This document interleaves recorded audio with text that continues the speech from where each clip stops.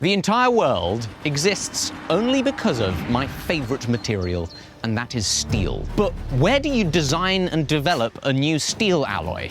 Well, you do it right here. We are at the University of Warwick, at the Warwick Manufacturing Group, who has very kindly afforded me the possibility to make my own steel alloy. And so today we're going to meet the team that is going to help me develop the steel that I dream of having. We're going to see laboratory scale steel making, some very exciting machinery, and hopefully at the end of the day, I'm going to have my own steel. Hello, Carl. Alec, nice to see you. You okay? Very nice to see you too. I'm doing fantastically. I'm so excited. Brilliant. Well, welcome to AMMC. We have the Advanced Steel Research Centre here. Would you like to come and have a look? I would love to. Let's go. Oh my goodness, I'm seeing things that I like already. Is that a big rolling mill? It's a good size rolling mill for a lab our size, industrial level rolling on a lab scale. Wow. You can tell that I've got a problem with machines because that's what I got drawn to. But here we've got more pertinent issues. That's right. What's the plan today? We're going to design an alloy. We've spoken about this already on a Zoom call. I'm going to show you how we make alloys. So this is how we de-risk alloy development in the UK. We have the procedures here to be able to cast, roll, forge, test and characterize steel in a really fast way. Make sure that industry don't have to spend a lot of money doing this, and we take the risks for them. We do it on small samples and we generate next generation alloys. This is incredible. Well, I'm so grateful. To me, as a blacksmith, there's an endless list of alloys to choose from. That's right. Right? It just feels like I've got all the alloys in the world I could possibly imagine, and frankly, even more than I'll ever use. But when you kind of proposed the idea to me of what would be the alloy that you would like, Alec, the one sticking point for me was that when I make Damascus steel, I've got my 1080 steel, and I also have 15N20, which is the bright, the 1080 is the dark. 15N20 resists the etch and is the polished surface that we see. The one thing that I wish for is that it was brighter, it resisted the etch more to make the finishing processes smoother. So that would be my dream. And we've done it. Or hopefully we've done it. We've come up with an alloy that we think will suit your needs, you know, how you came to us, exactly how customers come to us. Lots of different people have different problems, and we've taken that and we've designed an alloy for you, and we're going to make it today. But it's not quite so simple as just kind of throwing more nickel in it, because it's always been my assumption that the nickel is what helps us resist the etch, right? It's not quite as simple as just throwing more nickel at it, because we also want to maintain the mechanical properties of a steel that is suitable for making a knife blade from. That's right. Yeah, so there is always pros and cons of changing the composition, and what you tend to find with steel is that over the years it's been somewhat perfected for what it currently needs to be done for. So you buying that 15N20 is what the mass market would say is being a perfectly, suitable material. If we want to push the limits, sometimes we need to change some other things. So if we want to put extra nickel in there, we need to be a little bit aware of what the consequences of doing that is. So many different things you need to take into account. You need to take into account the processability. So how can this material be cast? How can it be rolled? So even before the material gets to you, so much goes into designing that steel to be able to be produced in sheet or bar form to get it to your doorstep.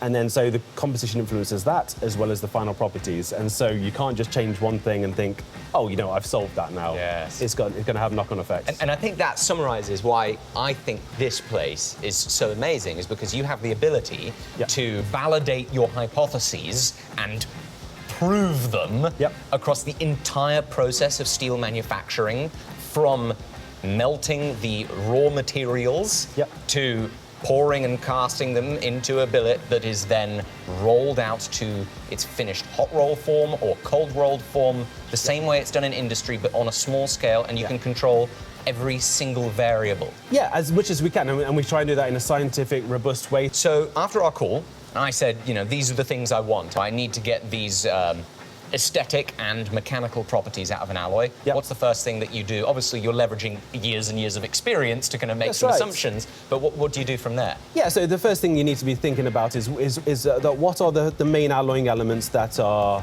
going to give you what you want, and then it's starting to think about what the consequences of those are. So we know immediately that we want to increase the nickel. We probably want to increase the chromium, but equally we probably want to keep the carbon the same. The carbon is not going to change the brightness so much. We know chromium is really good for brightness because if you put 15%, you get stainless steel. But we can't do that for your case. Chromium forms a protective barrier on the outside of the steel which means diffusion bonding is going to be impossible. So we're looking at increasing the chromium a little bit, but not too much. And then we think about nickel. Nickel's going to make the metal more noble, and therefore, when we etch it, it's going to resist an etch a little bit more. And then also, when you're etching it as a Damascus, hopefully we'll get less galvanic coupling there, and therefore it will less likely to react as well. So we're... The note of galvanic coupling, when you first told me about this, it blew my mind. Because my whole life that I've been messing around with Damascus steel, I thought all Damascus is one resists acid more than the other. It's just less corrosive. But there is something more at play with etching a Damascus steel piece. Yeah. Because if you take a bit of 15N20 and you put it in ferric chloride, what do you see? It goes dark. The same way the 1080 goes dark. Why is it that when you make Damascus and you forge weld or diffusion bond 15N20 to 1080, the 15N20 then doesn't etch away? The fact that they're in close proximity and touching each other, you create an electric potential between the two. And so it's that electric potential that means that you more favor etching the dark steel and less favorably doing the 15N20. So the 15N20 becomes the cathode. That's right. The 1080 is the anode.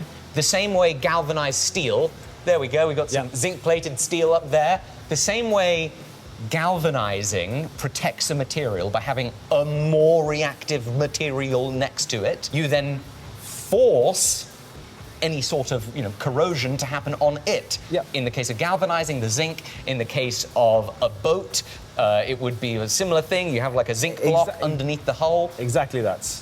In our case, we can force the 1080 to etch when it's in proximity with the 15N20 because it becomes the anode, the 15N20 becomes the cathode. Exactly, and we can exaggerate that effect by making the 15N20 more noble. And so we should be making that reaction happen quicker and therefore stay brighter, less time in the acid. So you'll probably, when you come to etch this, you'll find that maybe this will happen a little bit quicker. I'm so interested to see the result of this. So you've got your kind of initial hypothesis. Where do you go from there before you just start pulling material off the rack and chucking it in the furnace? Really, a lot of that analysis starts, from a mathematical level, from fundamentals. And we use tools like this. So what you can see here is, this graph on the left is what we call a CCT curve. Okay. And so this is going to tell us how the material is going to behave when it's hot and then how it cools down. So on the left, we've got 15N20. This is time against temperature, and we'll start up here. So this is you having the block in your furnace. As it cools down, depending on how fast you cool it, we'll intercept these lines differently. So if we cool really, really slowly, we'll follow a curve like this, and this is our perlite line. A sauna is a nice example for me to understand these graphs. On the left is our temperature. Along the bottom is time. Our starting off point in the sauna, nice and warm. You're feeling particularly relaxed, might I say, malleable. If I then step into a cozy living room and I place myself next to a log fire, I might cool down to room temperature quite slowly over a lot of time. But if I go from the sauna and I jump into an ice-cold freezing lake, what happens? The line plotted on the graph looks a lot steeper because there was a bigger temperature change in less time. Much like we respond differently to how temperature is changed over time, so does our little bit of steel.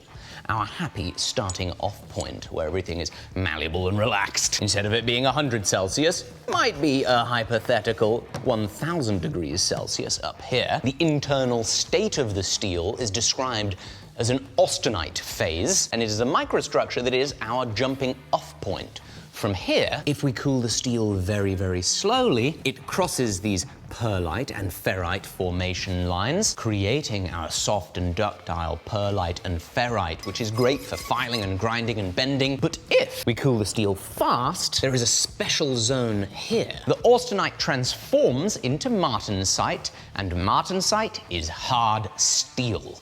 That is exactly what we want for a tool or for a blade, and that's exactly what makes steel so special, and the alloying components that make up a steel effect. Where on a temperature time graph these different regions for martensite or perlite and ferrite form, and this modeling software predicts it. So in this case, if we cool it to room temperature in less than 100 seconds, we're going to form martensite. So these are the three different lines of martensite. So this is where martensite starts. Yes. This is the 50% martensite, and then this is where martensite finishes.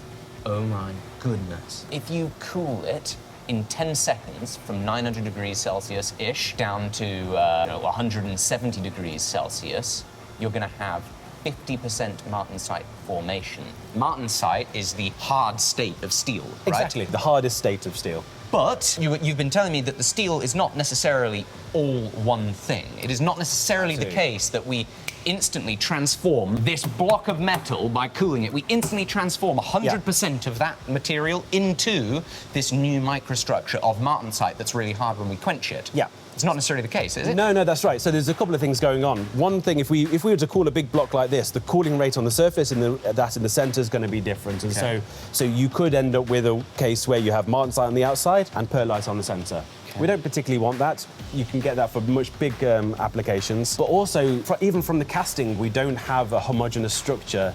The alloying elements don't distribute nice and evenly throughout the whole system. So we'll have areas with slightly higher levels of solutes, areas with slightly lower areas.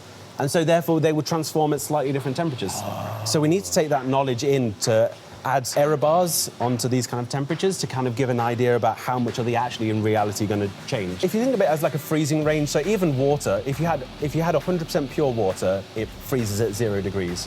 But the minute you put in sugar or salt, then all of a sudden that range happens over. It's not because it's not because it's a some of it can be frozen, but some of it cannot be. Exactly. The same way that the seas in the Arctic, they're not all ice. You have icebergs in water. Because really, when we're talking about like martensite, perlite, these different microstructures, we are kind of talking about crystals the same way. Exactly. Ice is a crystal, and it's not a given that it's kind of identical. Exactly, and you just have these transition zones. So you have a start and you have a finish, and so martensite will form some, but then you have to go to lower temperatures to form even more. Okay, so it's not just the case that you heat your bit of metal up, you quench it, and then you that's that. Yeah. Sometimes, in order to get the blade to have a microstructure that is 100% martensite, the hardest that we can get the steel, we sometimes need to change those temperatures that we take the material to, and maybe even go lower than room temperature to get that microstructure to form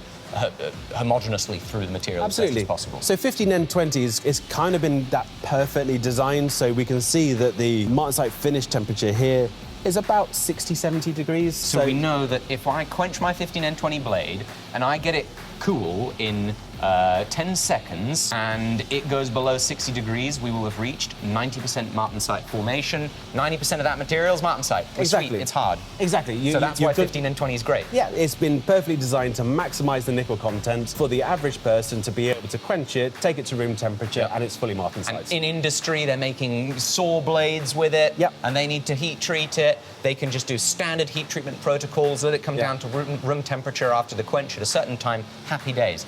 What happens with our new potential alloy when you put it in the modeling software? Exactly. So if you want to make this steel suddenly brighter, then you have to have some compensation for that. So now we can have a look at the graph on the right here. Okay, so this is our new prospective alloy. So what I've done here is I've added 4% nickel into this. I've raised the chromium a little bit. And so what we can say, there's two differences that we've really changed here.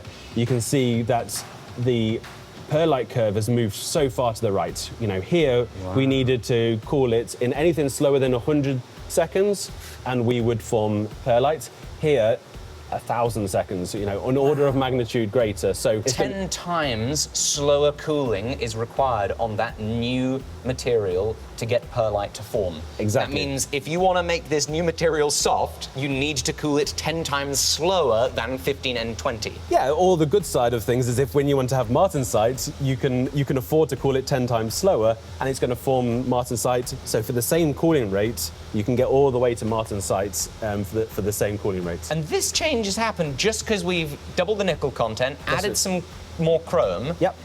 It now has such a wider window before it hits perlite for forming martensite. Exactly right. Exactly so this new steel is more hardenable than Exactly. 15N20 because it has a wider window for hardening. That's exactly it. That's exactly it. So we've added these alloying components, and it's completely changed what your modeling software has determined is. Yeah. So that was the first the likely characteristic of the material. That's it. So the first thing we've moved it across there.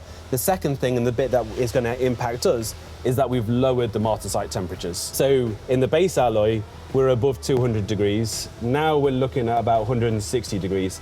But more importantly, if we look at the finishing temperature for martensite, whereas we were nicely at about 60 degrees before, we're now below room temperature. We're now at 10 degrees. And that's assuming a nice homogeneous composition. So if you take into account that we're going to have areas of slightly high nickel, high manganese, high chromium, then that's going to go below zero. Okay. So this is why it's not a commercial alloy. You know, a big company that's making saw blades, who knows why they want their extra nickel, maybe it corrodes less. They don't want to be having to heat treat their saw blades by the tons and tons and then have to do a cryogenic treatment. Exactly that, exactly that. There's a balance between performance and cost. And this is exactly why 15N20 has been perfectly designed over the years to reach those very specific customer requirements. But now we've got an opportunity to say, okay, well, if for your Damascus blades, we've got an opportunity to cool it to below zero. Yes. If we could get performance with a regular commercial freezer, then that's viable for a blacksmith or bladesmith to have a material that you just got to put in a freezer to do a cryogenic treatment.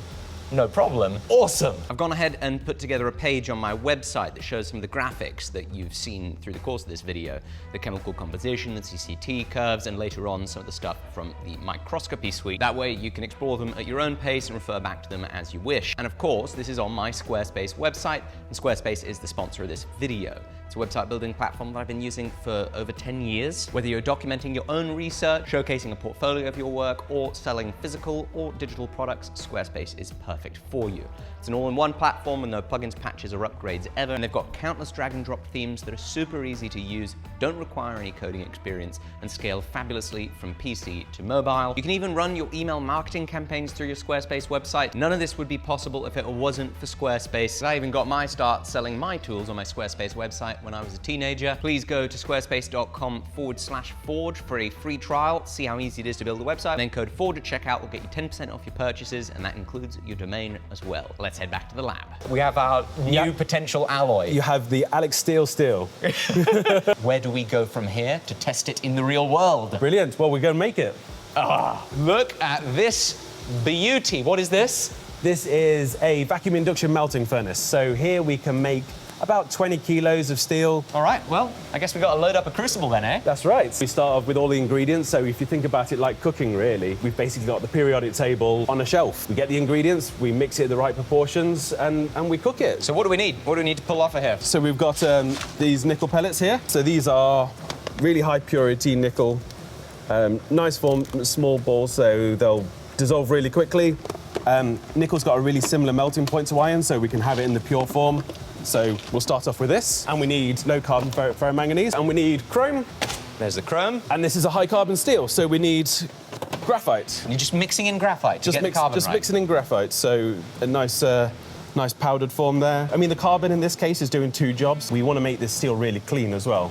So by adding carbon, it reacts with the oxygen, it boils off as carbon dioxide, and we make it nice and clean. And then so we need to be a little bit careful. So the amount of carbon that we put in, we're going to lose some over time. Even these ferroalloys, they've got oxygen in them already. Okay. So no matter how much we can take out of the gas, there's still definitely going to be some oxygen in here, and we want to get this really clean. So now... Oh, would you look at that? Amazing. How did they all appear? Thank you very much, Karen. Appreciate you preparing those. So how did you then figure out how much of each you need to put in there? We have a recipe here, so once we know the composition that we're looking to achieve, it's just simple maths, really, that some of these ferroalloys, we know the composition of those, the balance of iron and the alloying elements. We know that we're going to make about 15 kilos of this material, and therefore we just sum it all up and we get a recipe sheet like this, and a very talented person like Karen comes along and cooks it for us. Amazing. So for the initial carbon boil, to get it all clean,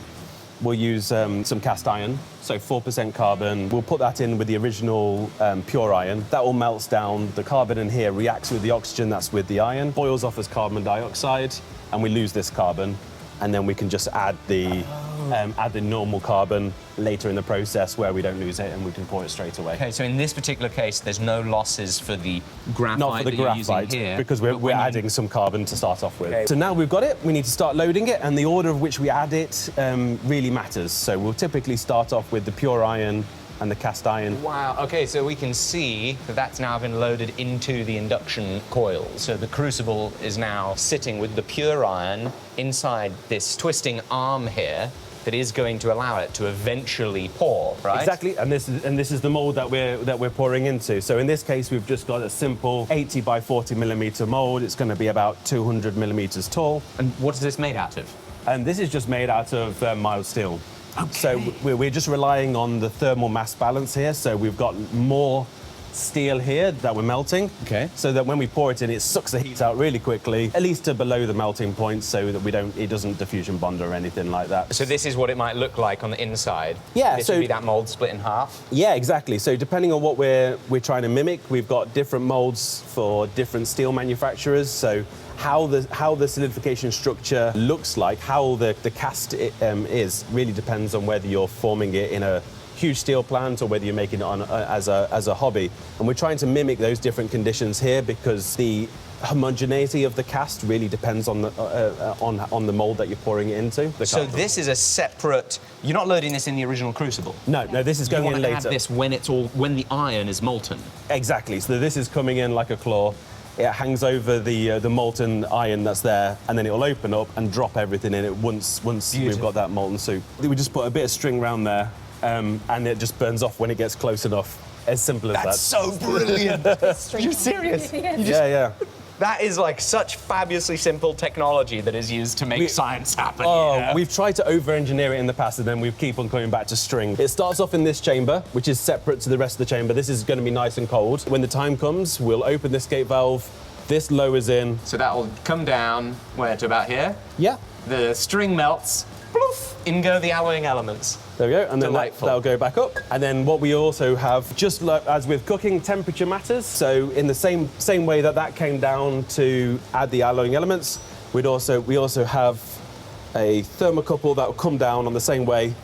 It'll add a little temperature probe into the molten steel, tell us whether it's at the right temperature for us to pour. We'll retract and then pour it in. And so you've got your first one, which is your alloying elements. Which is the chromium, manganese, and the nickel only. Fantastic. And then your next one is going to be the carbon, the graphite. So these are our two chambers, our alloying components and our graphite to make the carbon. That's where you hope they don't fall out. This is a big diffusion pump. We've first got a two-stage pump behind there, does a roughing vacuum, gets us down to 10 to the minus 3 millibar. And then once we get down to there, this big boy kicks in, gets us to about 10 to the minus 7 millibar pressure. So we really got a very low, really low pressure in there, really good vacuum. What's really interesting as well, the melting point of steel changes at these vacuum levels. Oh, so of course, it's just like if you're on Everest and you're boiling water, it boils at like 80 degrees or something. Exactly the same. So you'll see that later about how we compensate for that.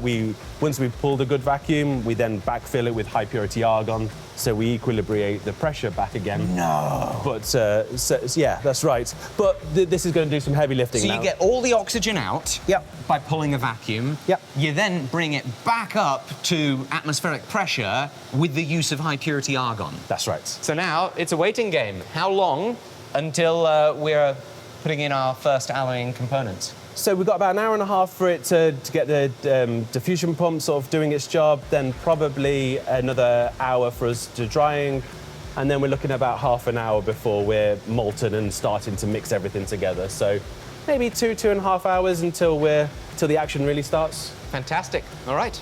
With Brilliant. the power of editing, time has passed. How hot are we now?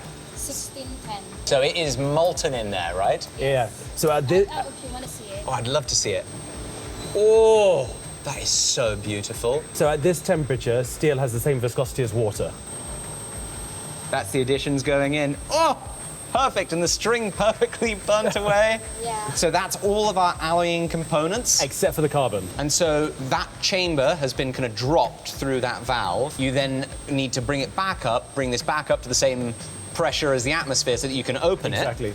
Exactly the same as an airlock on a space station, like you said. And so this is our graphite canister. Oh, it's just a bayonet fitting like a light bulb. Yeah, like a light bulb. In comes the graphite. Oh my goodness. So how much time is it going to take to make a consistent enough solution that it's time to pass? Couple of minutes. We don't need to leave it. At this point, it's a race against the clock. We've got the carbon in there, it's mixing in, but at the same time, it's leaving. It's, if there is a small amount of oxygen in there, it's reacting with that, leaving as carbon dioxide. So we really want to be fast. To get the exact carbon concentration, then we need to be pouring in the next 5 to 10 minutes. Are you putting the temperature probe in now? No.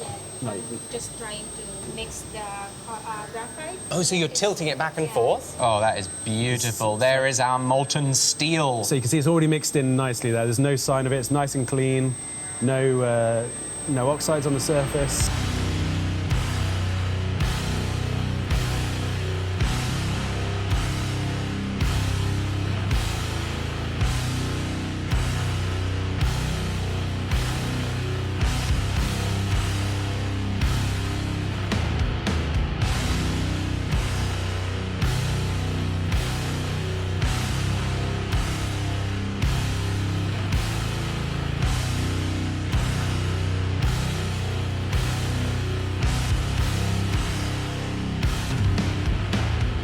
There we go. Now it cools down. Karen, thank you so much for lending us your expertise. I really appreciate it. Okay, so when this is cool, we can crack it open and then it's on to rolling. That's right. The moment of truth. It's now cooled down. It's still hot. It's cooler than it was.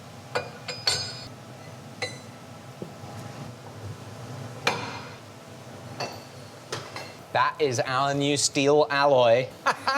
So, they prepared one of these earlier. And so what do we do from this stage? We've got a billet. We have a billet, but unfortunately the microstructure is not what we want it to be. We end up with a cast microstructure, so the grains are really long. It's really sensitive to how it was processed, and we need to break that microstructure down. So we need to reduce that. So we typically use hot rolling for that.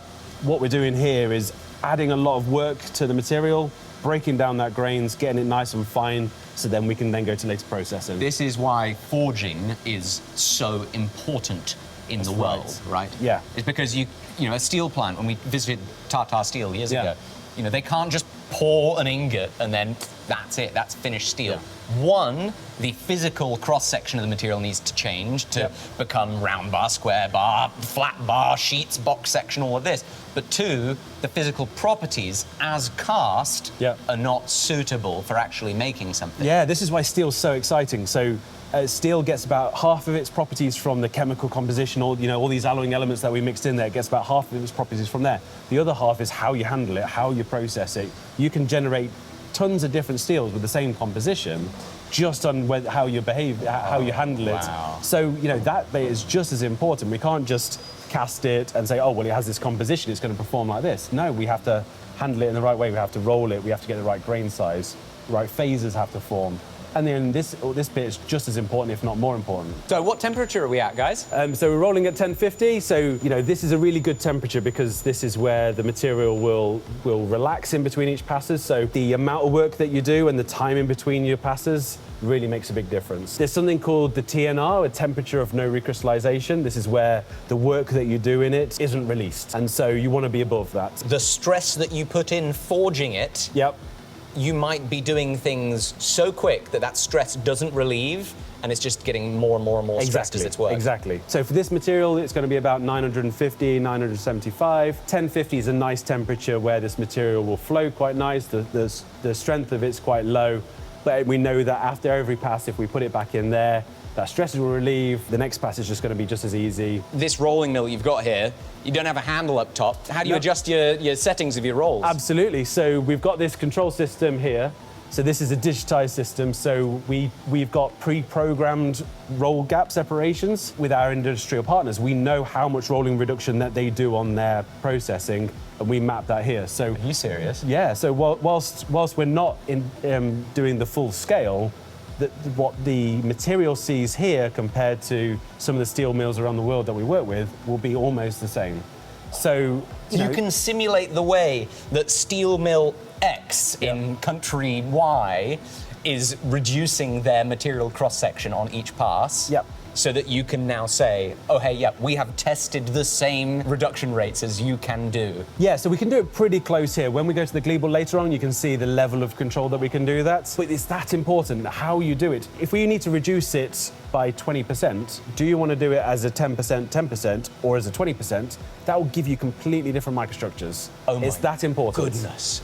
That is so cool. And have a look how this is controlled. You've got a motor on this side here. This motor is powering a shaft right over here, which is then turning the screws on either side of the rolls adjusting the distance up and down. So instead of a big wheel like on mine, that is computerized. Yeah, and here we've got the linear transducers. So you've got linear transducer here and here. So this is measuring the roll gap separation. So you've got a feedback loop between the control system and what it's measuring the roll gap to be.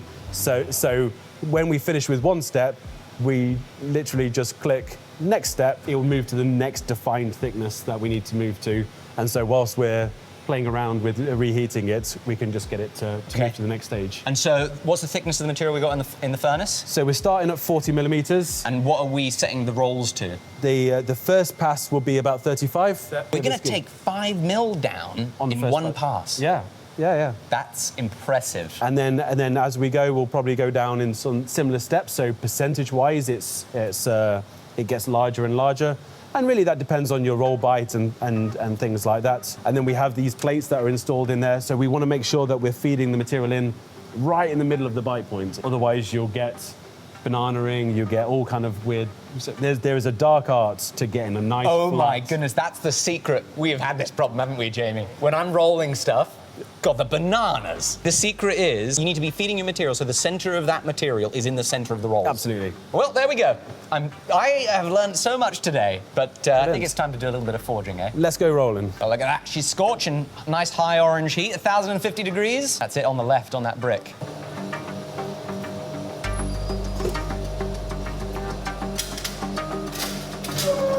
Whoa, that is a healthy bite.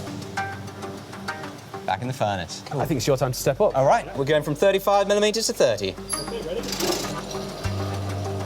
There we go.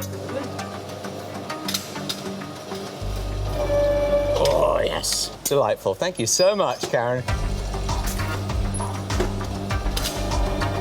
In between heats, we're letting it sit back in the furnace for 2 minutes. There we go. So what are you doing? All I do is I hit step to change it from the current height to the set point of the next height, and then flip it to auto. And then now this servo is spinning, and I don't know if you can see, but this, can we see that? Look, oh, that's some high-tech stuff.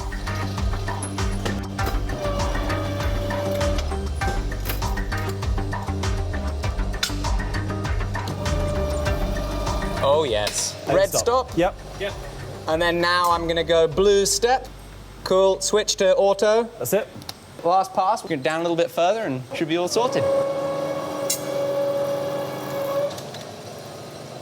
So when steel is made commercially, it is cast into a billet. It is then rolled to make sure that the properties are appropriate. Then sometimes that rolled bar, round, square, it then is to be manufactured into something else. It's often then forged, like what I do when I get bars of steel, right? Exactly, it is. In industry, it's drop forged, it's forged in open dies. Forging is happening absolutely everywhere in the world under power hammers and drop hammers. There's still some research to be done when it's not rolling, but it's hitting or squeezing. Absolutely. And we have a nice fun toy over there called the Gleeble, where we do all that research. We can control it to an unbelievable degree, and we find exactly how to optimize those processes. What is a Gleeble? It's a thermomechanical processor, so it's basically, if you want to put heat into something and deform it, it can pretty much do it. And so this is it. The Gleeble HDS V40 Direct Rolling Simulator. So what this Gleeble does is, you put a sample like this in between these jaws, and we're putting an almighty current through the sample. And because we're directly heating the sample, so we're not like a muffle furnace or a gas furnace where you're heating the air around it and then heating the sample. Induction, you're putting current through a coil, and that's inducing a current in the sample. We're putting a current directly through the sample. Resistive heating? Exactly, dual heating, resistive heating. Same way that my bandsaw welder welds bandsaw blades in my workshop. Exactly the same, but we're doing this under unbelievable control. This has been connected directly to our substation because it draws quite a large current. But because of that, we can heat samples like this at 10,000 degrees a second to an accuracy of about 0.1, 0.2 degrees. Oh, that means that like blowing a fuse, Yep. 10,000 degrees a second, you can blow this. Yep. Vaporize it. Exactly. You know, if we're mimicking processing, then we're normally in the region of, say, 10 degrees a second, 100 degrees a second. But that level of control means that we can use this as a really rigorous scientific tool to break down the forging processes, the rolling processes. So as you can see, we'll put a sample in here. It is getting hot, clamped between these electrodes, Yep. and then you've got some some little tiny anvils. Some little beautiful forging guys. That's right.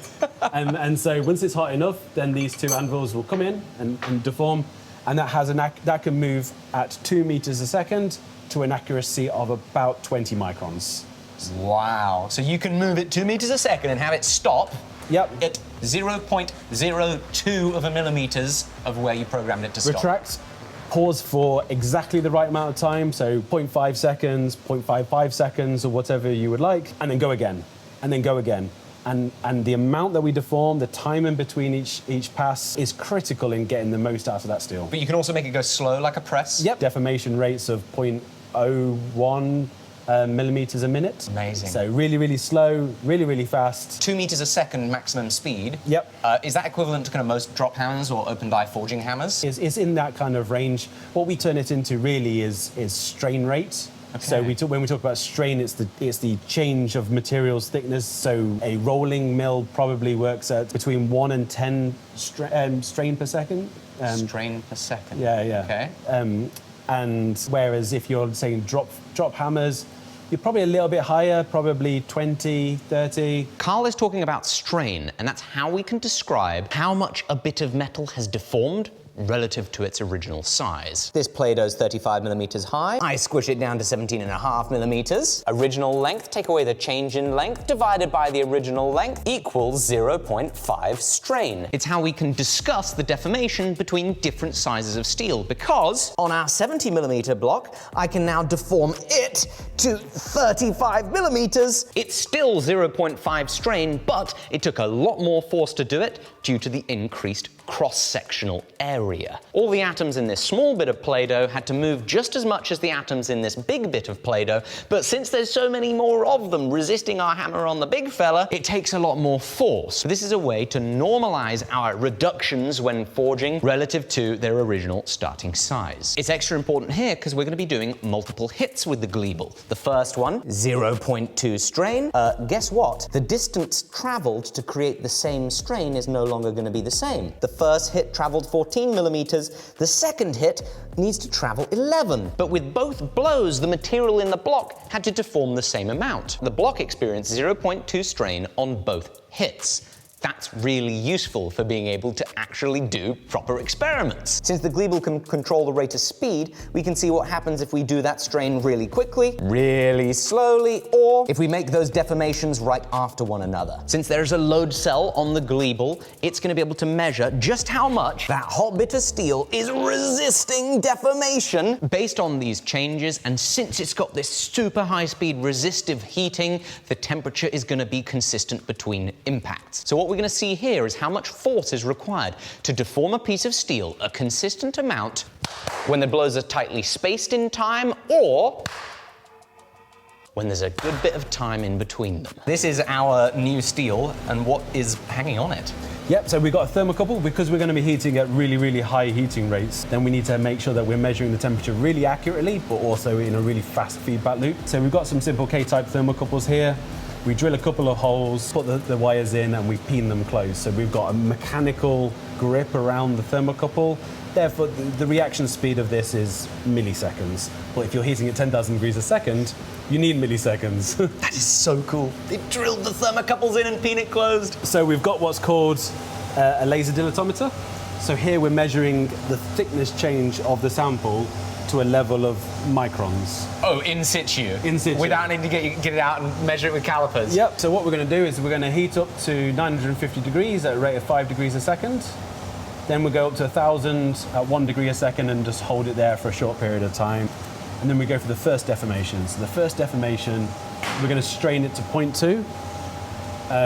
We're going to do it at a strain rate of 1. Then it will take 0.2 seconds at a strain rate of 1 to do the whole deformation. And we're going to go from 10 millimeters to 8.4. The change in height here is only going to be 1.6 millimeters, so it's going to take 0.2 seconds. So this is basically a way of establishing a consistent way between steel samples of different thicknesses to deform them a consistent amount relative to their original thickness. Exactly. So strain is that kind of is a universal parameter that you can apply. So if you wanted to upscale this to something that is this big, then you wouldn't say you've deformed it by 5 millimeters, because obviously a 10 millimeter sample or a 200 millimeter sample will be very different. So you want to normalize that somehow, and strain is how we normally normalize that. So you'll normally see material properties are stress strain.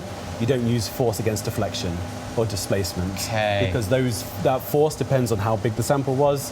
The displacement depends on how the original length of the sample was. Stress strain normalizes that, so it's a true material property. Then we're going to go to hit 2, exactly the same, but now there's only 2 seconds in between. So we've hit it, we're waiting 2 seconds, and we'll hit it again. Exactly the same. So in theory, you want these 2 deformations to feel the same. You want the material to have recovered enough so that that first hit and the second hit, it's the same temperature, same strain. It should be the same. It won't be. Interesting. And then we go to the third hit. Here we're going to do exactly the same, but in case this time we're leaving it for a minute. So we've given it a bit more time to relax in between.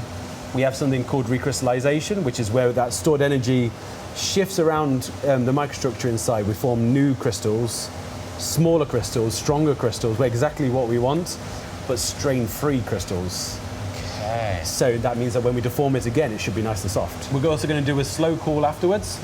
Is that by the time it gets down to 200 degrees or so, we're going to see the martensite start temperature. You're going to see, because we know that martensite transformation is displacive and it's going to cause a change in the size.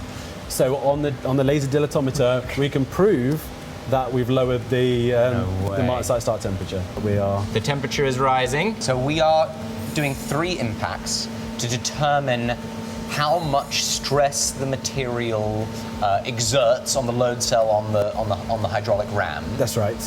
Based on the time between the impacts. Impact 1, it gets hot, it then gets hit.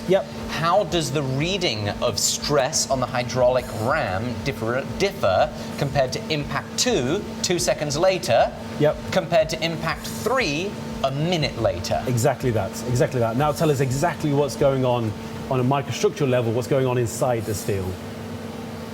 Because my mind is blown right now, because I am just learning that the time between hits can determine how malleable the material is. My whole life, I thought that this didn't exist. And now, my world is flipped upside down. It's literally like finding that gravity is upside down. 890 Celsius. We're at 1,000 Celsius. Oh, there we go! 2 seconds later, and now it's going to wait another minute, and then it's going to hit again. It's amazing to see how the heat got sucked out by those dyes, eh? That's right. Sucked the heat right out. Exactly. That's why we also need to control the temperature of the dyes, because we can then see the benefit of that. Does that mean that one of the potential things that we need to consider is that second hit 2 seconds later was on much cooler material? It's not that much cooler. It probably is less for 200 milliseconds, something like that. Because the heating rate of this machine capability is so high, it cools, but it self-corrects unbelievably quicker. Because again, that is the current that's going through it gets directly heated. The recovery rate is so fast. And obviously, these thermocols are drilled in. So we're getting a temperature reading from the inside. Exactly. And you can presumably plot on that graph the temperature at the exact time and go, So that was the third hit. So as this thing is now cooling after these hits, it's cooling at a fast enough rate that based on the graphs that you modeled earlier, it should, in principle, reach a martensite transformation temperature because it's cooling fast enough. And because there is a phase change happening, we're going to see a change in dimension that laser can read. I'm hoping so. Oh, some good noises. Temperature's gone down to 167. Now let's see the micrometer readings from the laser. So this is the micrometer against time. Here are our impacts. No way! So that's how it grows as it heats up to temperature. Boom, hit, boom, hit, boom, hit. And then it's cooling down, and we're going to zoom in, and we see it shrinking as it cools. And then there's this little funny business going on here, eh? I mean, it wouldn't have fully transformed because we haven't put it in a freezer. We're probably starting to transform here. This is definitely thermal contraction. As it gets cooler, we're probably starting to transform about here. It will still be partially transformed right now. When we take the sample out and put it in the freezer, it will finish. That's incredible. And that's because martensite is less dense than austenite. As we cool down and we transform, it'll expand, and we can pick that up on the dilatometer. It's moving by about 30 microns, 40 microns, something like that. So it is getting thicker, the same thickness as a piece of cigarette paper. That's right. It's my new unit of measurement for anything that is, because in a recent video we're talking about it. And Brilliant. the result of the stress strain of these samples, what can we learn from that? Absolutely. So this is what we're looking for, stress strain. So the strain is the amount it squashed the sample. The stress is the reactive force that's taken to squash the sample in that way. And what we can see is the first one. Remember, we did this one. This was the first deformation. This is fresh at 1,000 degrees. And we can see that the stress of this material is quite low. We have here what will be a yield stress about 75 megapascals, which is quite low. Okay, and so you were saying that's as the gradient changes? That's right. That's As we how go you determine the yield point? Exactly, where it goes from this kind of linear region here and then it starts curving over. That's the point at which it starts to deform, in plastically. simple terms? Yeah, that's right. So that's impact 1. Impact 1, so we came up here and then we went back down. Impact 2, we're really interested in, like, when we deform it for a second time, how does that, is it at all like the first one? And the answer is no. You can see after we start the second one, it goes up and it almost gets to a point where it's carrying on where it left off. It goes very quickly to higher stress and then carries on to a very high strength. So what we're saying is that between here and here, the material is almost not relaxed at all. The stored energy that we've put into there, that 2 seconds was not enough for it to be released. The energy that we've put into that first hit is still retained in there, and so that second hit is much less effective because we've not allowed it to relax in between. So if we turn your hammer into a stress, so you'll be hitting it with a certain force, Yeah. that'll be a certain stress. If we put in 150 megapascals, we've managed to make the material move by this amount. On the second hit, we put another 150 megapascals in. Starts here, we've moved it to here.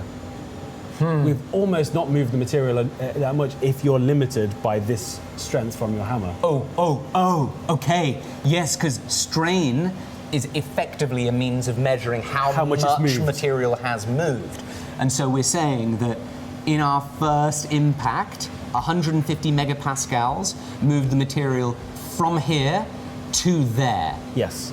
This width of this first impact is how much it moved at 150 megapascals. The second impact at 150 megapascals only moved the material from here to there. So it moved it like a quarter of the distance. Even less, absolutely. And so that second blow is going to be much less effective when you're forging. So you're doing a lot of work, but barely moving the material.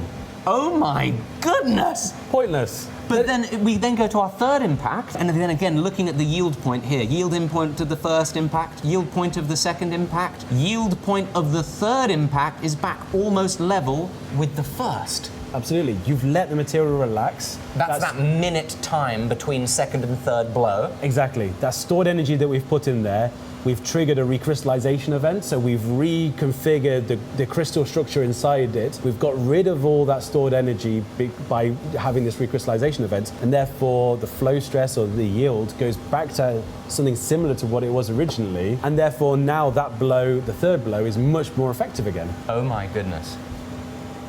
Oh my goodness. So doing faster is not always better. My mind is blown. This flips on its head everything that I thought I ever knew since I was 11 years old and I first forged hot steel. I had no idea that hot steel got tougher as you hit it, controlling for temperature, controlling for the dimensions of the piece, and how that dimension of the piece changes as you hit it. I had no idea that hot steel got stronger. And you've been talking about, this is effectively, it's like a work hardening at hot temperature. That's right. I must say, like, these nickel grades, they're even more, they exaggerate this effect. These are well-known materials that have this work hardening behavior. So you might not see this quite so strong in other steels, but it still exists, just to a different level. My mind is blown.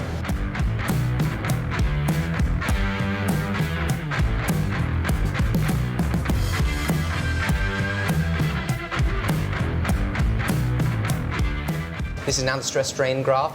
After we forged it, a lot more like my power hammer. So what we've got here are 0.1 strains. So we're deforming the metal by about 10% each time, with 0.25 seconds in between each pass. So really similar to your power hammer.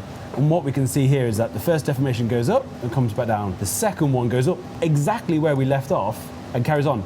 This is no different to doing one big hit. It's getting harder and harder to work the material.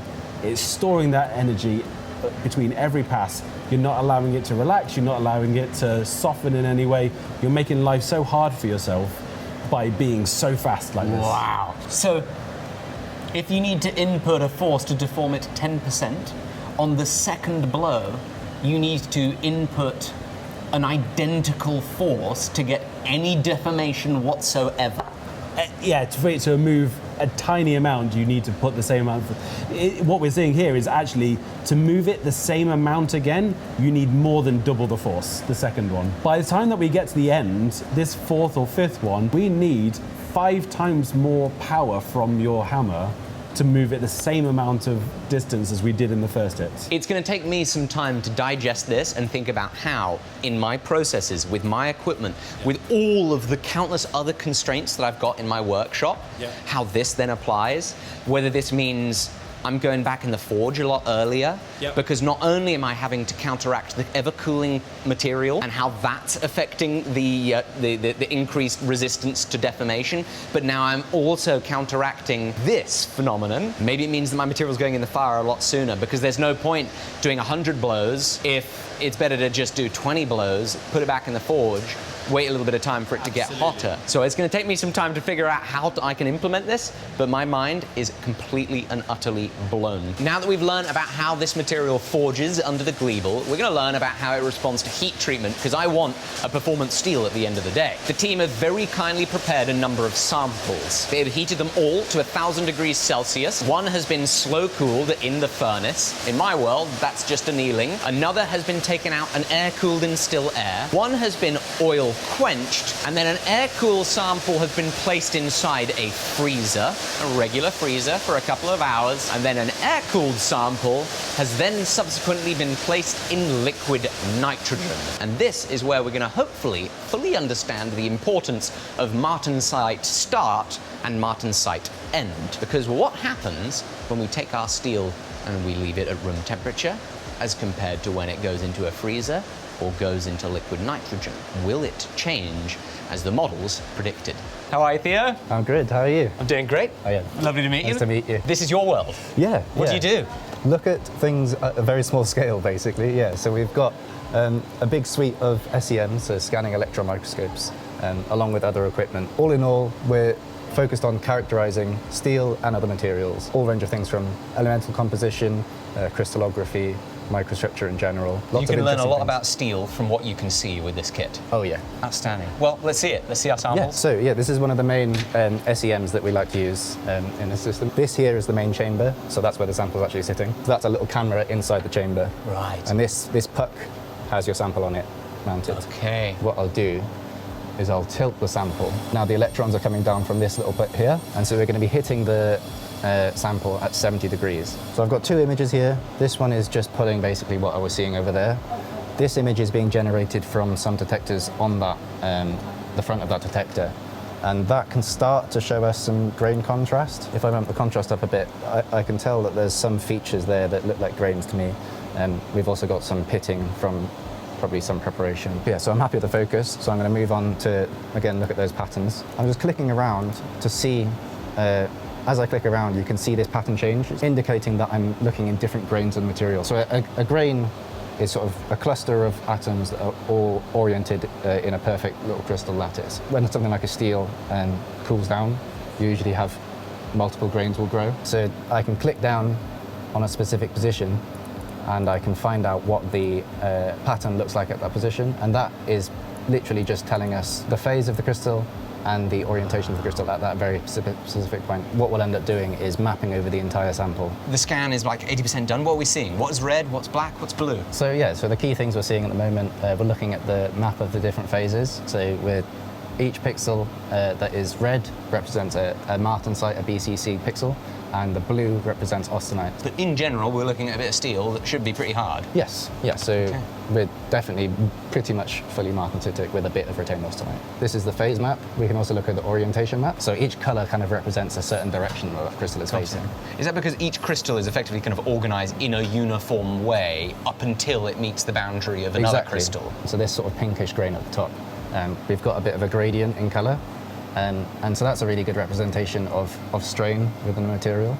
So as the crystal strains, the lattice will bend a bit. Because each color is one orientation, kind of up, down, Yeah. left, you know, like north, Yeah, south, pretty east, much. west. Pretty much. If you have a gradient, it means, okay, up here, it's pointing in that direction. Down there, it's pointing not in the same direction. Yeah. There's some bending going on. Yeah, that's what makes martensite so strong, is that there's so much sort of build-up of that strain that it makes it really difficult for cracks and stuff to propagate through it. Interesting. Okay, what next? We've Cool. got a whole lot of other samples to compare this Yeah, to. the water-cooled one we've just done, we can have a look at the air-cooled. So this sample's come out of the furnace, put on the side, air cooling in just still workshop Yes, air. Exactly. And so we would expect it's not hit maybe as cool of a temperature as the water-quenched sample. So we might expect to see a bit more retained austenite. Right. Again, if we have a look at that phase map, so on this one, seeing the same sort of thing, we're seeing mostly martensite.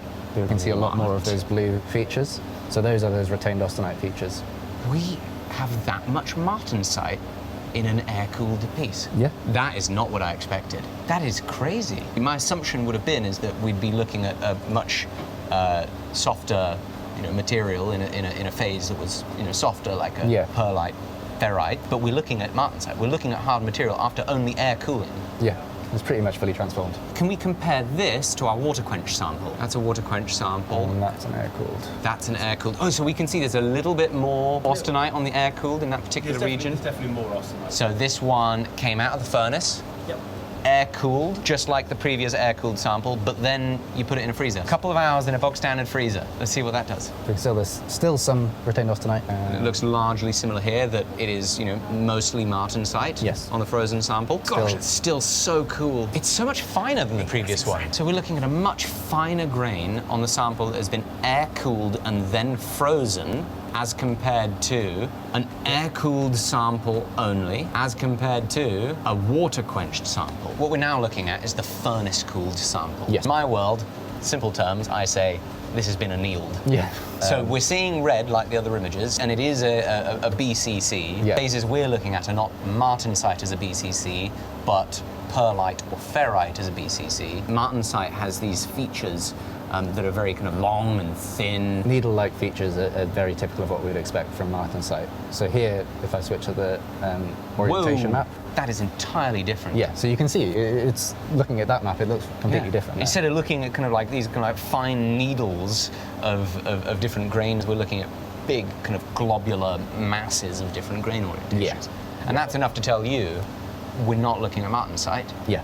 We're looking at other things. In this case, I think we're guessing it's perlite. We've transformed into a softer sort of perlite. So here we've got the liquid nitrogen sample. Still some retained austenite there. But there's so much less than the previous yes, ones. so definitely less.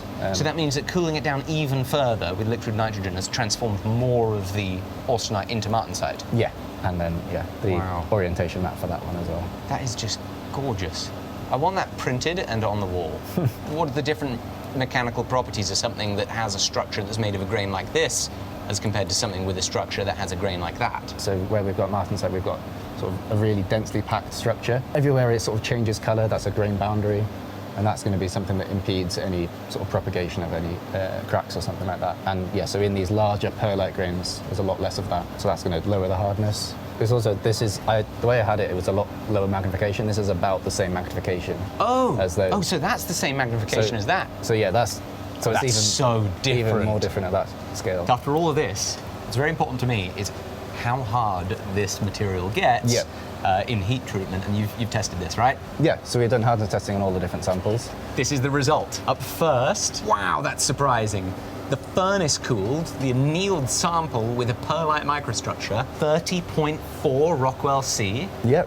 Yeah, That's so pretty hard for something that's been annealed. absolutely. This is an interesting material. But then, even more interesting to me, the air-cooled one at a whopping 57.8 Rockwell. Look at that, blistering 57.8 Rockwell. This is an air-hardening steel. The water-cooled only bumped it up to 58.8. The oil quench is 59.1 Rockwell. When it is air-cooled and then placed in a regular freezer, it gets up to 60.6 Rockwell, Yep. which is perfect for a blade steel. That is very good. But then if you got access to liquid nitrogen, this is where it gets very impressive. As close to full martensite formation as possible, 62.7 Rockwell. I think that's a success. I think, from what we've seen, in principle, this is a viable blade steel. By the looks of it, yeah. The proof is going to be in the pudding. Yeah, absolutely. Theo, thank you so much Absolutely. for showing us your world, and I'm so grateful for your time. Yeah. And there we go. We've got our steel back in the workshop. All that's left to do is to make a Damascus pattern with it and see if we get an increase in contrast and easier etch. We know that it's now an air hardening steel that's going to respond even better when it's then placed in a freezer. And I'm so tremendously excited to try it, and so tremendously grateful to the entire team at WMG and the University of Warwick. Dr. Carl Slater, Professor Claire Davis, and the rest of the team in the lab went to an enormous effort to put on these great 2 days so that we could make this video. Thank you so much to them. And thank you also to Professor David Greenwood, who showed us around some of the other amazing things that happen at the University of Warwick and the Warwick Manufacturing Group, from developing new electric motor manufacturing processes, to new laser welding processes, to student race cars and submarines, so they can get some great experience for their future careers. What an exciting place. If you've got a hankering to learn more about metallurgy and engineering, you should go check them out. And again, a special thank you to today's sponsor, Squarespace. Go to squarespace.com/forge to build yourself a website. Thank you so much for watching. See you on the next one. Bye-bye.